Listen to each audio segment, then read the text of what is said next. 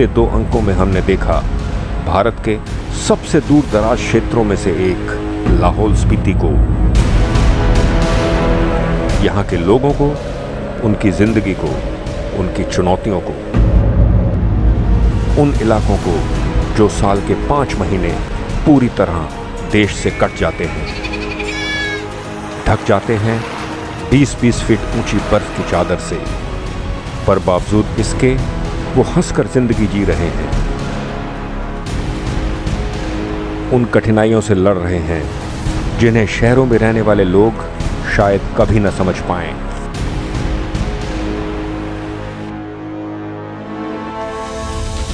आइए इस श्रृंखला की आखिरी कड़ी में चलते हैं वहां जहां गांव वाले आसमानों से बातें करते हैं। परी लोक जैसी है ये जगहें, बस यहां परियां ही नहीं हैं। और साथ ही मिलेंगे 5 महीने की बच्ची सोनम से। जल्दी ही इसके गांव में तापमान 0 से -40 डिग्री सेल्सियस हो जाएगा। ये इसकी जिंदगी की पहली सर्दी होगी।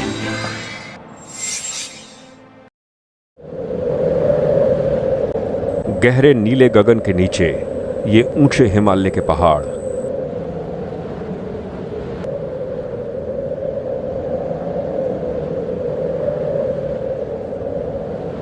जहां पेड़ तो दूर घास भी नहीं उगती।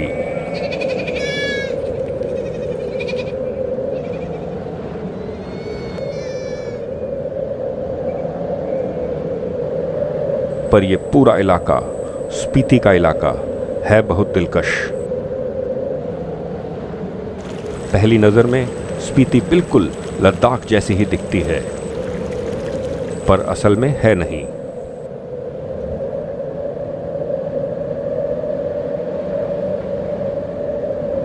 कई खूबियों को समेटे बैठी है ये अपने बीच। स्पीति के हर कोने में साए साए करती हवा,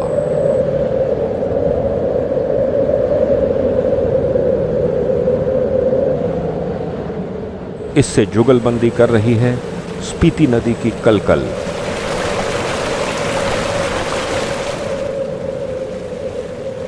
या कहीं दूर किनारों से टकराती चंद्रताल की लहरें।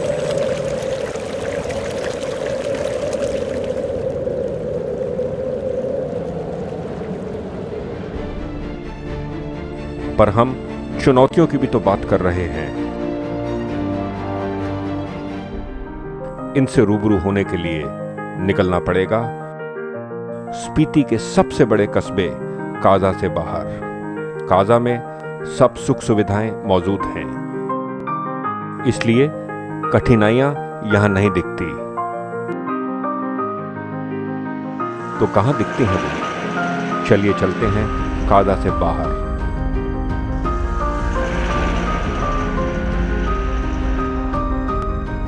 इन पहाड़ों के भी पार करीब 1 घंटे का पहाड़ी सफर।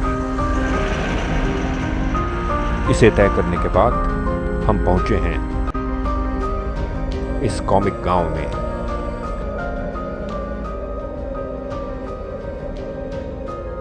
मोटर मार्ग से जुड़ा होने वाला ये दुनिया का सबसे ऊंचा गांव है।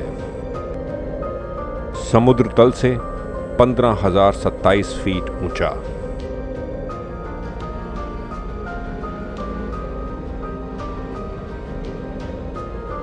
असली ऊंचाइयों का एहसास यहां कॉमिक आकर होता है।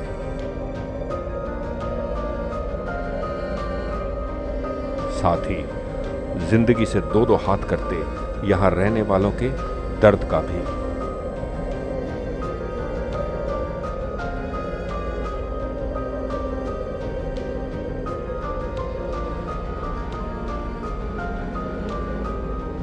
बर्फ कुछ ही हफ्तों में पड़ जाएगी, इसलिए जरूरी है इस जौ को ठिकाने लगाना।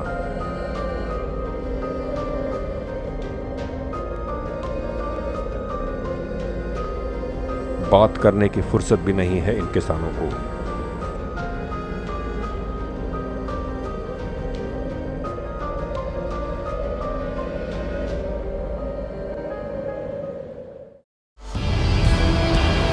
सिर्फ 13 घर हैं कॉमिक गांव में।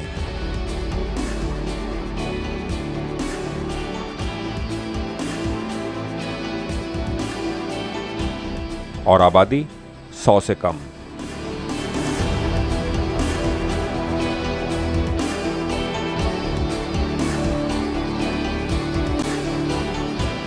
ये हैं 32 साल के सेरिंग अंगड़ुई और इनकी पत्नी सेरिंग पॉल्डन।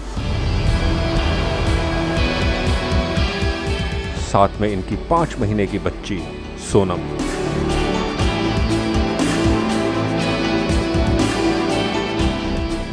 सर्दी और बर्फ पड़ने के बाद ये सारे काम एकदम रुक जाएंगे। इस बात से अच्छी तरह वाकिफ है ये नौजवान।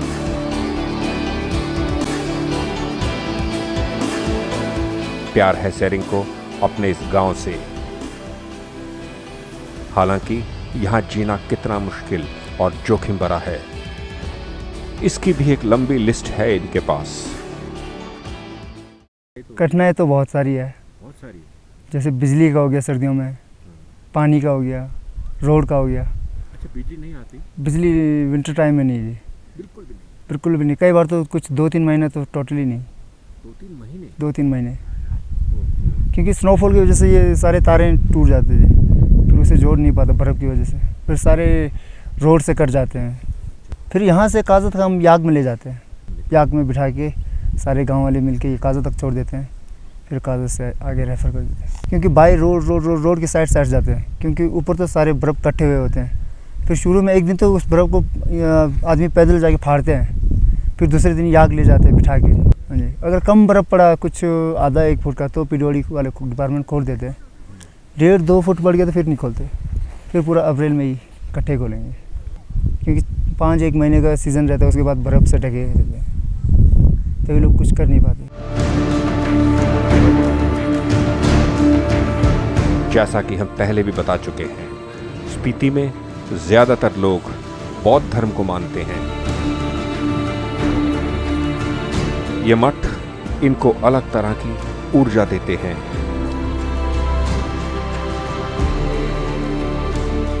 यहां कॉमिक गांव में भी यही मठ शायद इनके जुझारूपन को जिंदा रखता है। नहीं तो कोई ज्यादा मतलब नहीं इस वीराने में जिंदगी बिताने का। इतनी ऊंचाई पर जिंदगी की बुनियादी सुख सुविधाओं से दूर 5 महीने जब कॉमिक का तापमान 0 से 40 डिग्री नीचे चला जाए और इस दौरान किसी घर में बिजली ना हो, यह है स्थिति कॉमिक गांव की। लाहौल स्पीति के डिप्टी कमिश्नर देवा सिंह नेगी मानते हैं कि इस पूरे इलाके में जिंदगी जीना आसान नहीं है, पर वो कुछ ऐसे पहलुओं को भी छूते हैं जिनसे हम अनजान हैं। यहाँ के लोग एक मेहनती बहुत हैं और एडवेंचरस हैं और एंटरप्रेन्योरशिप है। और यहाँ के लोग सर्विसेज में सर्दियों में -20-30 ज़रूर चला जाएगा, बट ठंड से कोई नहीं मरेगा। प्लेन्स में ज़्यादा मरेंगे। हाँ, दिल्ली हाँ, वहाँ ठंड से लोग ज़्यादा मरते, बट यहाँ नहीं मरते। बट वो रेजिस्टेंस लेवल है, इनबिल्ट रेजिस्टेंस है। फिर इंतज़ाम है, बिना छत का कोई घर नहीं होगा, क्योंकि जो प्लेन्स में भी जो मरते हैं बेचारे, कोई सड़क पर रह रहे हैं, फुटपाथ पर रह रहे हैं, रात हाँ वीक है, तो रात को चादर ला के सो गए और रात को कोहरा पड़ गया और ठंडा हो गया। तो वो सब चीज़ें हमारे यहाँ नहीं मिलेंगे आपको।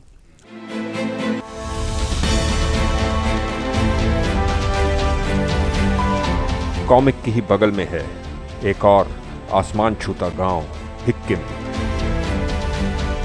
कॉमिक जैसा ही मनमोहक नजारों से घिरा हिक्किम।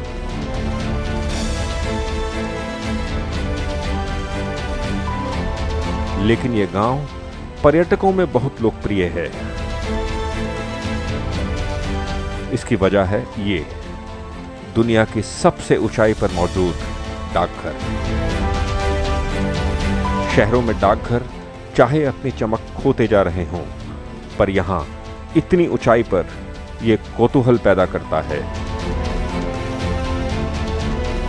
इस डाकघर में काम भी वैसा ही होता है जैसा कि शहरों के दूसरे डाकघरों में।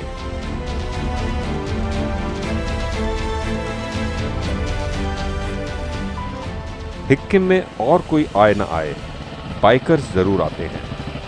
आखिरकार इतनी ऊंचाई पर बसे गांव में पहुंचना भी तो किसी उपलब्धि से कम नहीं है।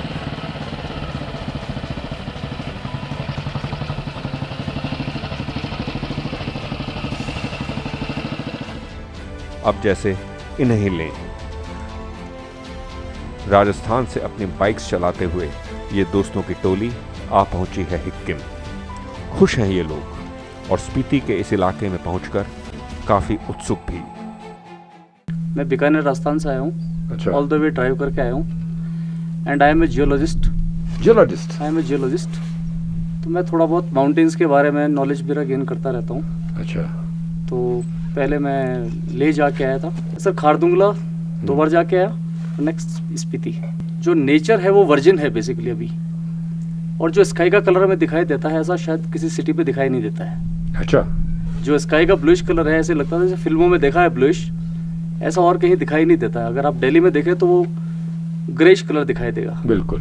तो वो ये इसकी ब्यूटी है बेसिकली। और जियोलॉजी के पॉइंट ऑफ व्यू से आपको ये पहाड़ कैसे लगे?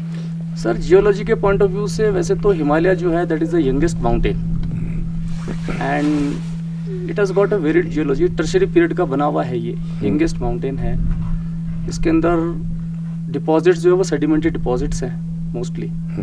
ये हम लोग का एक फैमिली ग्रुप है और हम लोग हर साल कुछ ना कुछ जगहों पे स्पॉट्स पे जाते रहते हैं जो कि हम लोग के लिए थोड़े टफ होते हैं, आम आदमी के लिए टफ है। उसमें से एक ये भी था। हम लोग अभी तक 2 बार खारदुंगला तक जाके आए हैं। काफ़ी ब्यूटीफुल है ये और लोग काफ़ी शांत है यहाँ पे, बहुत मिलने लायक है, लोग फ्रेंडली है काफ़ी।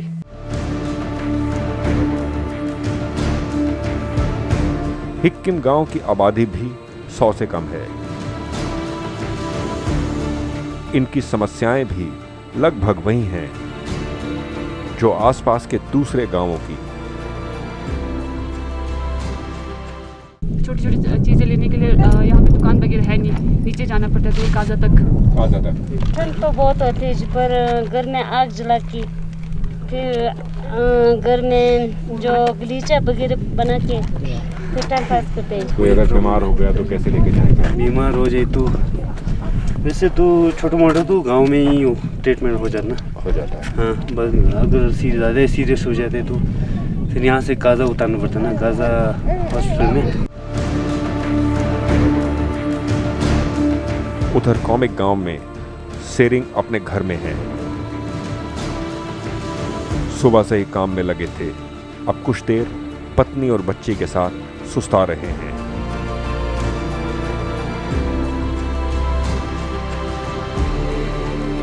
कोने में रखा गैस का सिलेंडर और कुछ एक बर्तन, यही जमा पूंजी है इस दंपत्ति की।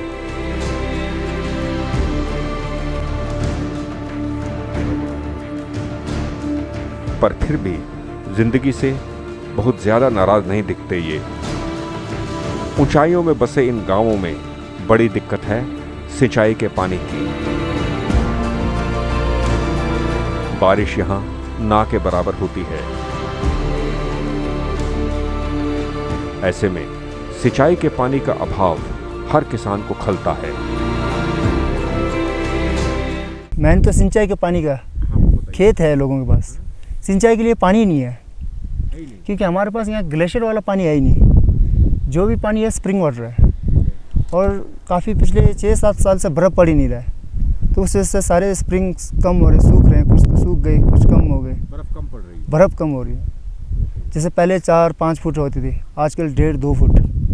और मौसम भी काफ़ी चेंजेस हो गए। शायद सीज़न रहता था पहले कि दिसंबर से अप्रैल तक बर्फ़ पड़ेगी, आजकल ऐसा नहीं है। आजकल जून में भी दे देते हैं कई बार।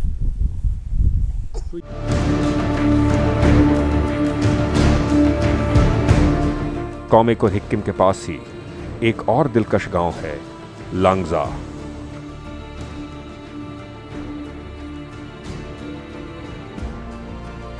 बेहद खूबसूरत नज़ारों के बीच वही जिंदगी की समस्याएं लिए बैठा लांगजा।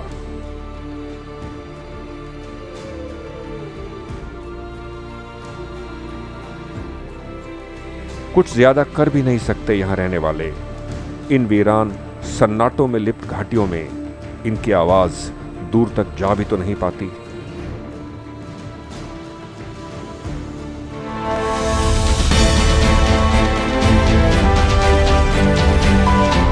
तो ये हैं इन आसमान छूते गांवों की कुछ सच्ची कहानियां।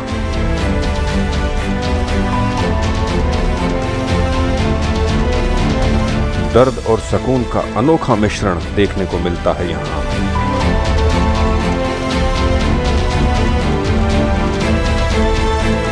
सिर्फ इन्हें देखने वाली आंख होनी चाहिए।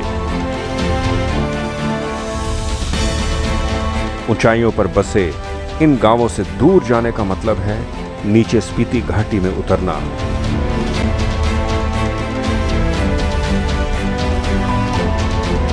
एक बार फिर काजा से बाहर निकलते हैं और चलते हैं इस नीले पानी की अटखेलियां करती स्पीति नदी के साथ साथ।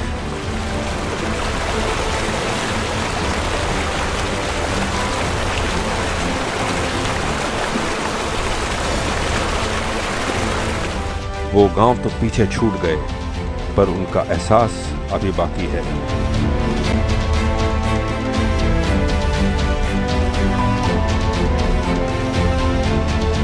स्पीति के एक कोने में है टाबो।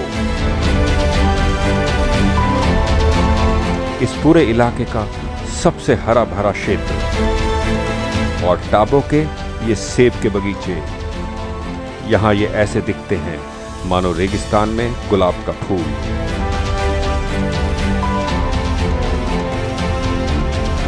टाबो से कुछ घंटे सफर के बाद आता है किन्नौर का खुशनुमा इलाका। पूरी तरह मेहरबान है प्रकृति किन्नौर पर। ये सिक्के का वो पहलू है जिसे सब देखना चाहते हैं। पर्यटकों की पसंदीदा जगह है किन्नौर।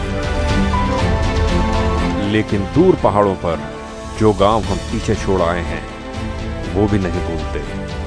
कॉमिक, हिक्किम, लांगजा, इन जगहों की विकट परिस्थितियां और यहां रहने वालों की जिंदा दिली। थोड़ी चिंता जरूर है सेरिंग अंगलुई को अपनी बेटी को लेकर, और थोड़ी बेफिक्री भी है अपने सूरत हाल को लेकर। जी आप कितना पढ़ा पाते हैं? पूरी कोशिश रखेंगे ज़्यादा से ज़्यादा पढ़ाएं। कुछ सर्दियों में थोड़ा खाओ, गर्मियों में कमाओ, काम करो। एंजॉय लाइफ है।